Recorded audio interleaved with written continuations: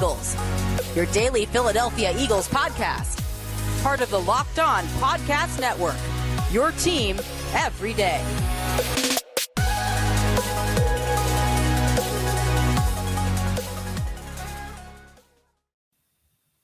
Welcome on in, everyone, to another edition of the Locked On Eagles podcast, part of the Locked On Podcast Network, your team each and every day. We thank you for making the Locked On Eagles podcast your first listen of each and every day. And this edition of the show is brought to you by our friends over at On Location. On Location is the official hospitality partner of the NFL. It is the only place to score a once-in-a-lifetime Super Bowl ticket and experience package. Visit onlocationexp.com/SB56 for more information on search Super Bowl On Location. Once again, I'm Gino Cammilleri, joining you here on the Locked On Eagles podcast, the Wednesday edition of the show. And we are taking the week off here at the Locked On Eagles podcast in terms of game week. We're doing it a little different this time. We will not have a crossover, obviously, because this is the bye week. So we're just going to get into a few different discussions here through the rest of the week before we get prepared after the bye to talk about the matchup against Washington. Today, what I wanted to do was go back to what I talked about prior to this season. I did a 3-part segment on this where I went through the first 6 games, the second 6 games, and the final 5 games. And I kind of broke it down where I expected this team to be along the way. And through 13 games, I would say that this is a better position than I thought they would be in. And that's what we're going to talk about today, just how I would grade this team out through the first 13 games. In segment 2, I'm going to go game by game, break up the season into 3 parts. We'll do the first 4, the second 4, the final 5 games to get us to that 13 games where we currently are. And then we will discuss where we are going to go from here. And then in the final segment, we're going to talk about where I would grade out the offense, defense, and special teams, stick along the lines of how I expected them prior to the season to where they are today. But before we do that, there are just a few pieces of news here in Philadelphia. It is a bye week, but the Eagles still are putting out contract extensions in Philadelphia. This one comes at the hands of not a big name, a guy that might have to legally change his name, in LaRaven Clark. I think he has to legally change his name to LaEagle Clark now that he will be in Philadelphia for the next 2 years, and this year included, for a total of 3 years here in Philly. LaEagle Clark, I'm going to keep calling him that because it's way better than LaRaven Clark. We know that. Just signed a 2-year contract extension to remain in Philadelphia, and that is a big addition in terms of the depth of this team, and somebody that I was very high on coming through the offseason that they had signed as an under-the-radar type of guy, somebody who's been in and out of the roster due to different predicaments in terms of he held himself out for COVID last year, and then this year he's been on and off the roster due to injuries. He's been a guy that was on the practice squad, and now he firmly is set up to be the swing tackle of the next couple of years. I look at this move, and I look at Andre Dillard and say, okay, maybe this is setting up for a situation where they look to move on from Dillard because they know they have Jordan Mailata to start at left tackle for the next 4+ years. You know you have Lane Johnson for the near future, and he'll probably re-up his contract as long as he's in a very good headspace, which it seems like he is. After those couple games that he was out with his personal issue, we're glad to see him back. But now that's a big hole for a guy like Andre Dillard who's saying, hey, I put out some decent tape earlier this year. There are teams that might be able to start me. And the Eagles, he would be the second guy off the bench. He would be the guy that you look, it's either him or LaRaven Clark. And if you have to choose a guy to go play right tackle, you're more than likely going to go with LaRaven Clark because he's a guy that truly is a swing tackle, a player who could play left tackle and right tackle, as opposed to Andre Dillard, who they were forced to move Jordan Mailata from left tackle to right tackle to accommodate Andre Dillard on the football field. Still a young player, still a guy that this season has put out enough tape that I believe a team should take a flyer on him. And if you look at some of the offensive line play in the NFL, the fact that Bobby Hart is still in the league, and still getting paid. He just signed to Buffalo. Why can't Andre Dillard be a starter somewhere? And I just don't think that Philadelphia is the place for him with what happened when he got drafted at that position, where he comes in and the whole right tackle situation. We don't want to go back on that. Stoutland wasn't too fond of him. Then he gets that injury, comes into year 3, is fighting to be the number 1, and clearly Jordan Mailata got the better of him in the offseason and currently in the regular season too, because he moved back to that spot once Lane Johnson came back. Nothing to Andre Dillard when you have such a good offensive line, and I would say a near elite offensive line for a lot of this season. It's just a tough situation for Andre to be in, and I think that Howie Roseman might look to try and unload Andre Dillard for a 4th or maybe even a 3rd round pick. These guys, these tackles that are high draft picks, even though they might not have worked out in their first destination, teams are willing to take a chance on them because offensive line play is so poor.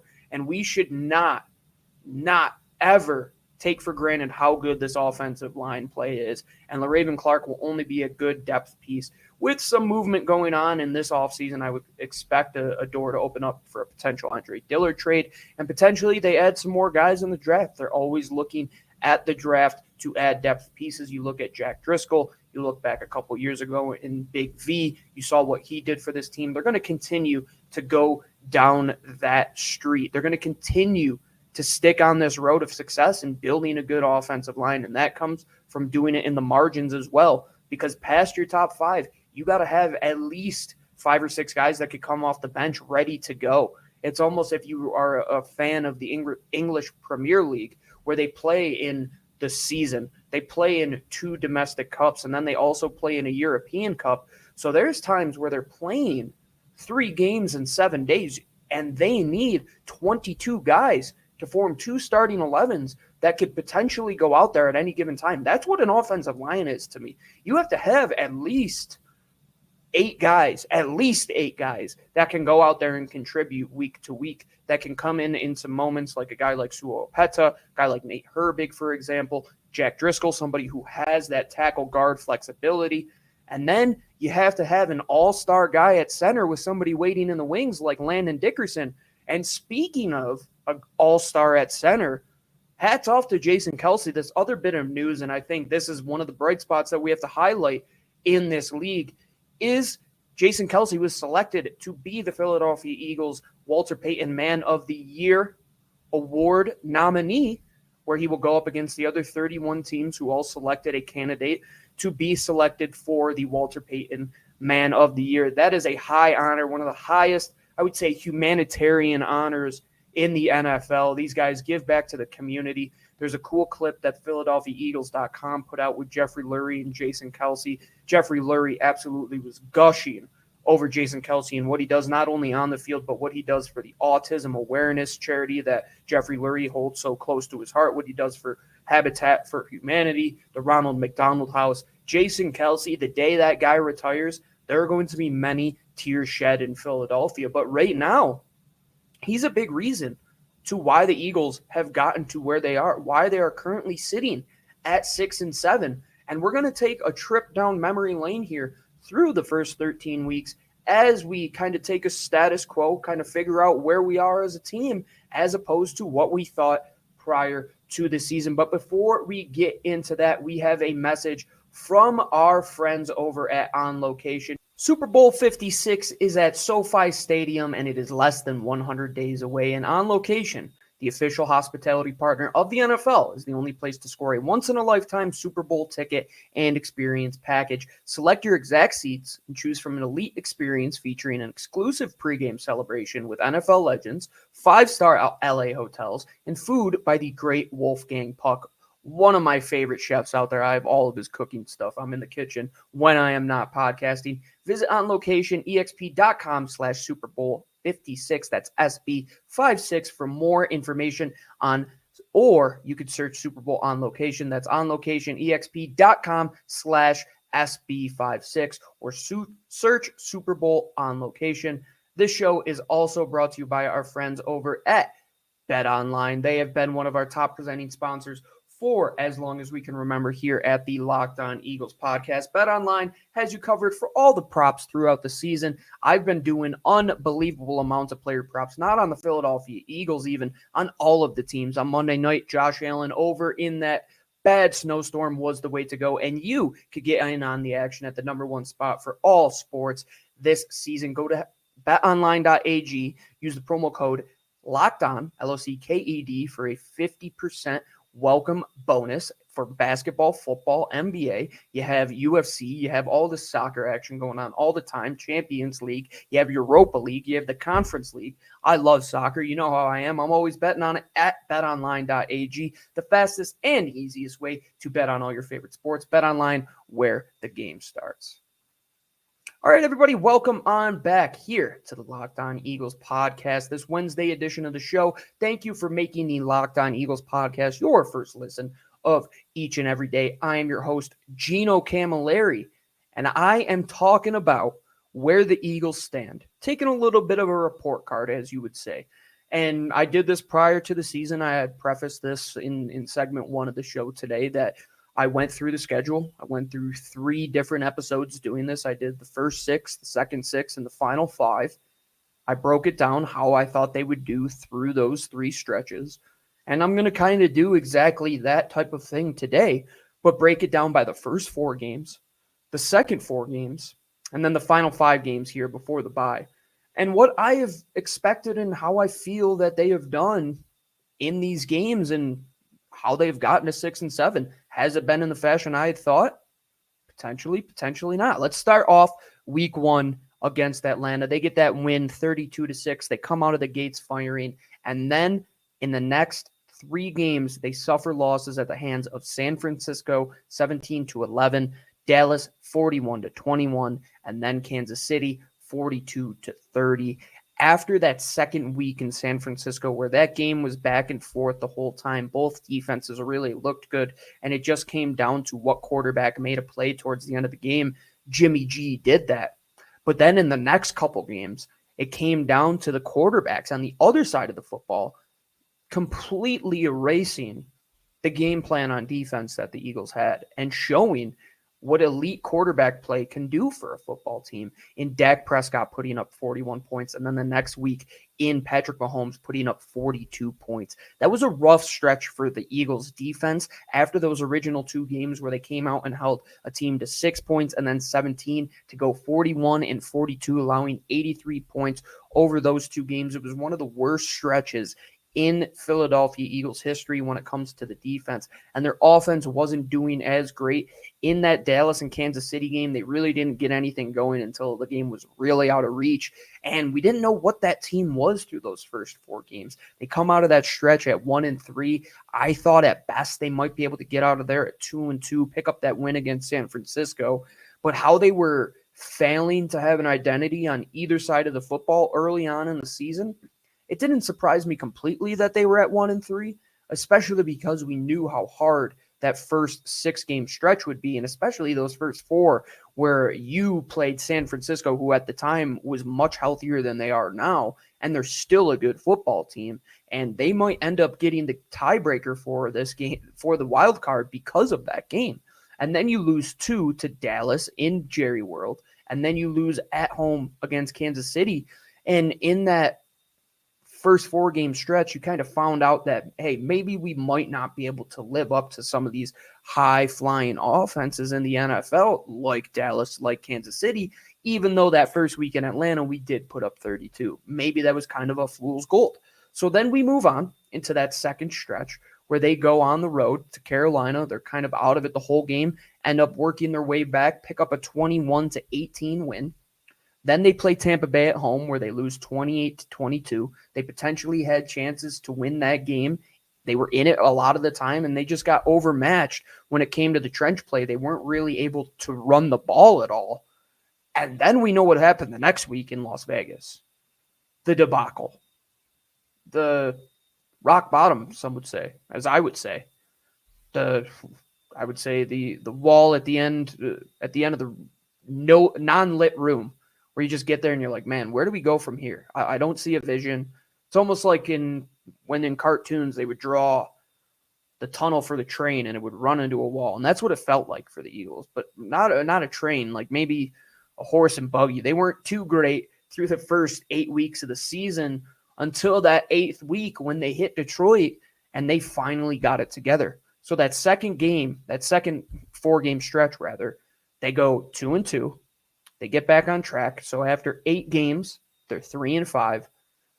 And you're saying after that Detroit game, okay, maybe we left everything that happened in Las Vegas, everything that happened in Tampa Bay there. And maybe we had moved on. Maybe we're playing better. Maybe we're getting an identity on offense. Because even in that Carolina game, even in that Tampa game, they really didn't have the identity which they have today. And we'll talk about in the next 5-game stretch of how they got to be as successful as they are currently.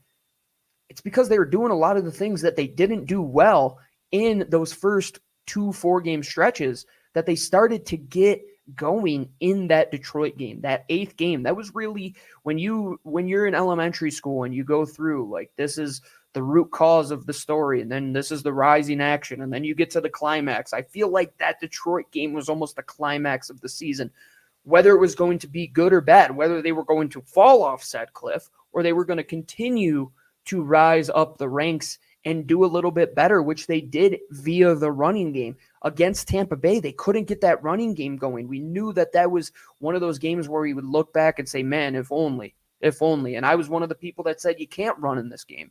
You can't. But now I look and say, they could run against anybody.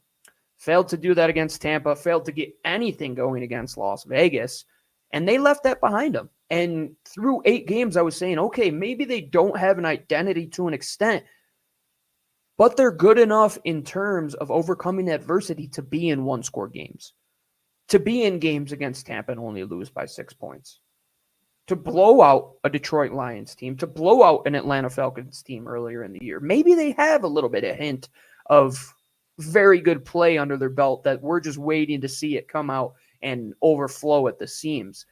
And that takes us to the final 5 games here before the bye, where they go back home after you beat Detroit on the road after a 2-game road streak. You go home against the Chargers. In that game until the very, very end, the defense couldn't get a stop. You lose 27-24. Man, that was a tough game to lose. But then the next week, where I was able to see them at Denver, they go out there and dominate against Denver. The following week, they go out there and dominate against New Orleans. They don't dominate the next week against the Giants, but then they go out and dominate against the New York Jets. 3 times they scored 30 points in these last 5 games. And that puts them at a stretch that I never thought they would. I thought maybe on the season they get to 5 or 6 30-point games. They scored 30 against Atlanta. They scored 30 against Kansas City. They scored 44 against Detroit.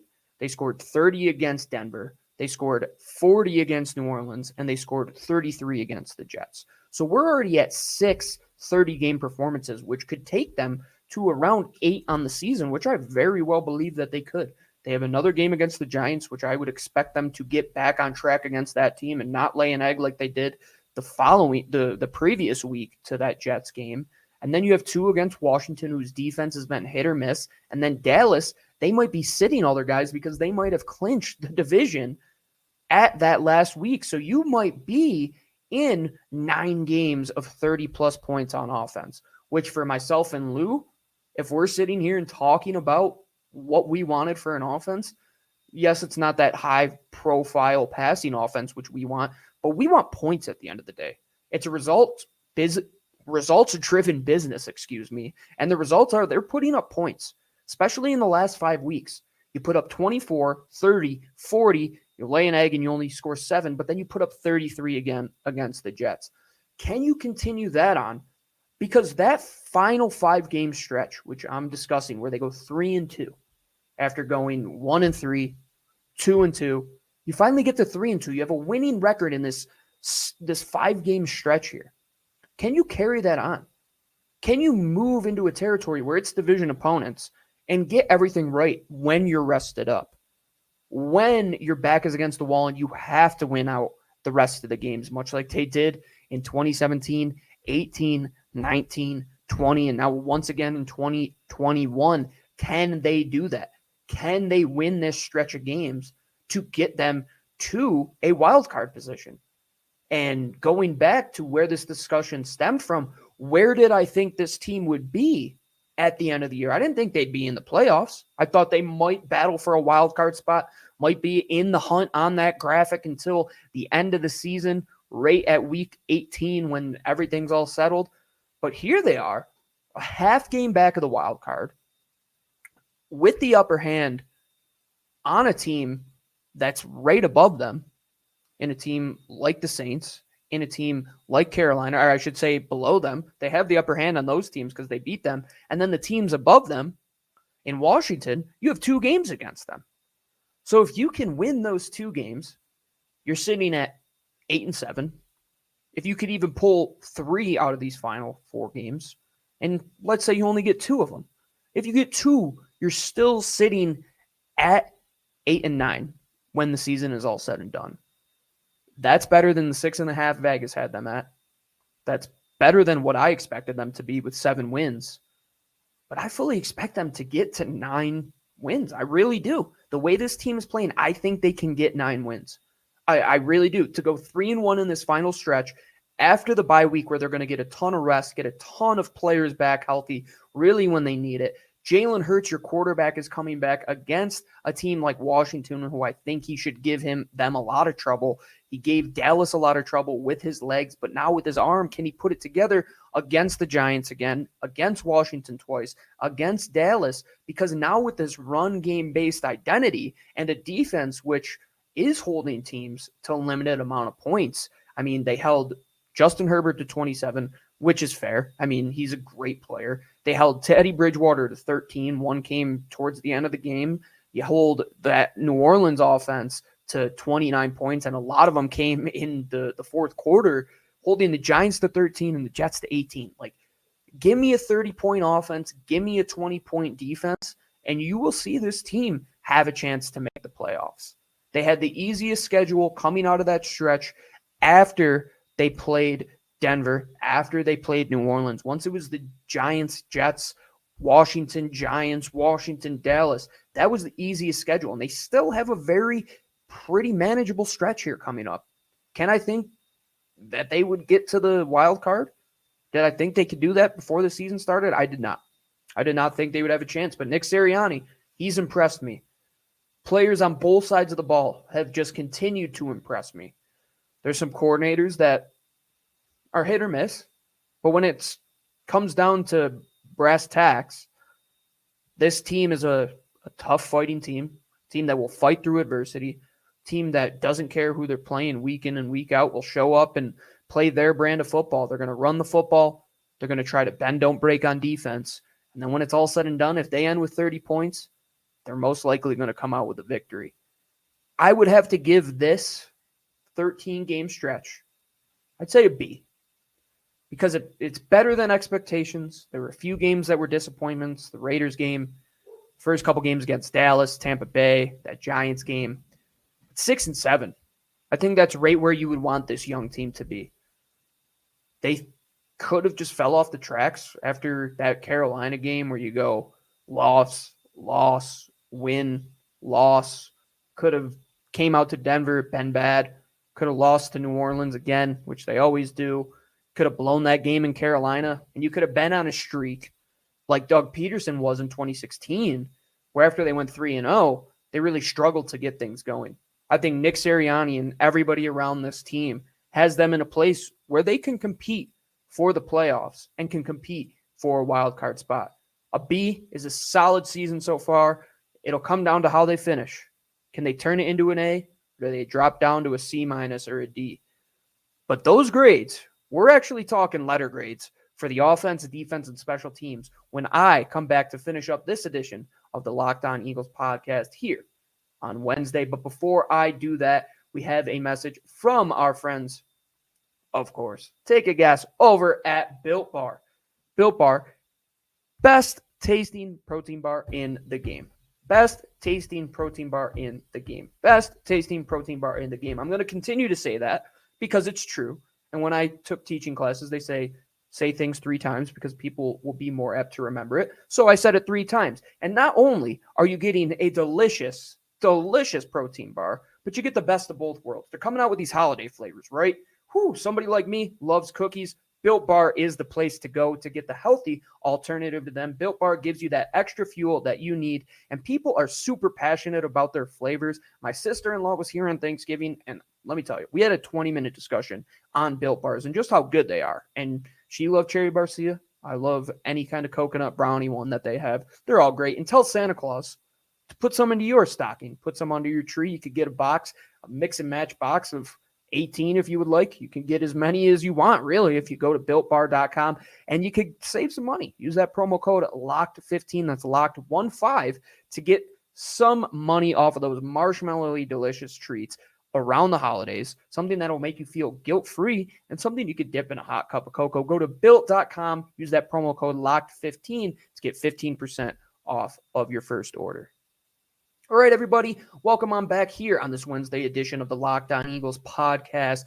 And thank you for making the Locked On Eagles podcast your first listen each and every day. Gino Cammilleri finishing up the show here. Lou DiBiase is being a great grandkid, helping out his grandparents after work. So I am taking over here on this Wednesday edition of the show. Finishing up, Lou will be back tomorrow. We have a pretty intriguing show for you tomorrow. I think everybody will want to tune in. With this freedom that we have here in the bye week, Lou and I like to get creative. I think our fans and longtime fans of the Eagles will really like this one. But before we do that, I want to finish up here with the report card for offense, defense, special teams. We're going to start with special teams. I know I've been beating a dead horse. I know you hate me talking about special teams, but it is an important part of this team. If it wasn't for Jake Elliott and Aaron Sitboss, I would give this entire special teams unit an F. But I'm going to take them out of the equation and give the rest of the special teams an F and give Aaron Sitboss and Jake Elliott an A++. The rest of it, the return unit, the coverage unit, Mike Clay's decision-making has been bad. It's been poor. It's been downright a reason why they're in predicaments and why they're behind the sticks a lot of the times in football games. So Jake Elliott, Aaron Sitboss, A+++++. The rest of the special teams, F, F-. Going to defense. This one was tricky for me because I believe a guy like Darius Slay is having an A+ season, right? But this game isn't measured in individuals outside of special teams where a place kicker really is an individual and a punter really is an individual. The rest of the time, defense and offense, it's an 11-man game. Defense, I got to give a C+. Because in terms of scoring, like without contextualizing how they get into these positions, holding teams to under 20 points, which they have done, besides some of the better offenses where they have allowed a fair amount of points, against lesser opponents, they really instill their will. And to be where they are with this personnel that they have, with Jonathan Gannon in his rookie year and not being the best play caller with what he has in his pocket and the artillery he has at his disposal, they're still getting the job done for the most part in terms of bending and not breaking. They're getting it done against teams that they should beat. Even in that Giants game where the offense couldn't get going, the defense could have won you that game. They could have won you that game. I think they won you the Broncos game. Darius Slay, second week in a row where he had a defensive touchdown.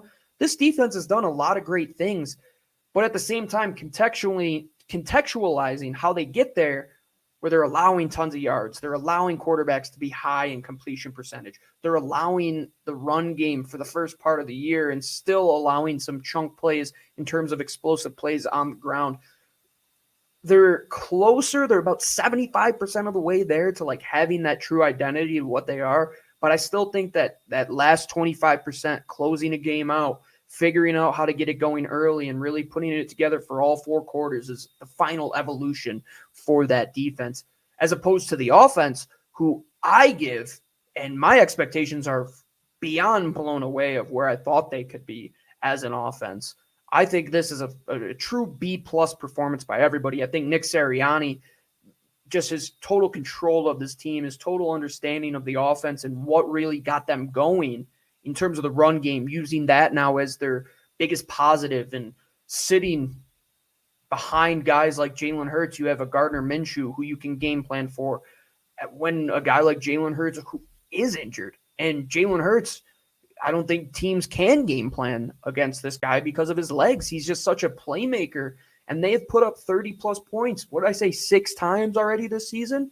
It's going to be something that they continue to do. And they've only done it with Devontae Smith, Dallas Goedert in the running game. Once they get everybody involved, it's an A-plus type of offense that I really see has that identity. I know what they are. They're going to run you down. They're going to be physical on the offensive line. And when they have to hit those chunk plays in terms of the passing game, they're going to be efficient and do so.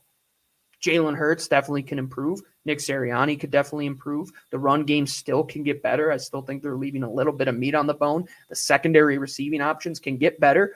But where they are at 6-7, to see how many times they put up 30-plus points in a game, how many times that they have won them football games, this offense is what I've wanted and where I thought they should be at this point in 2020, last year, not this year. So I'm very surprised, and I'm very happy, and I'll never be mad at a surprise. That's one thing. Piece of cake, a cookie, a good football team. I'll take any surprise that there is, and we'll find out if this Eagles team really is truly a good football team when we come back from the bye week. But that'll do it for me, Gino Cammilleri, here on this edition of the Locked On Eagles podcast, your first listen of each and every day.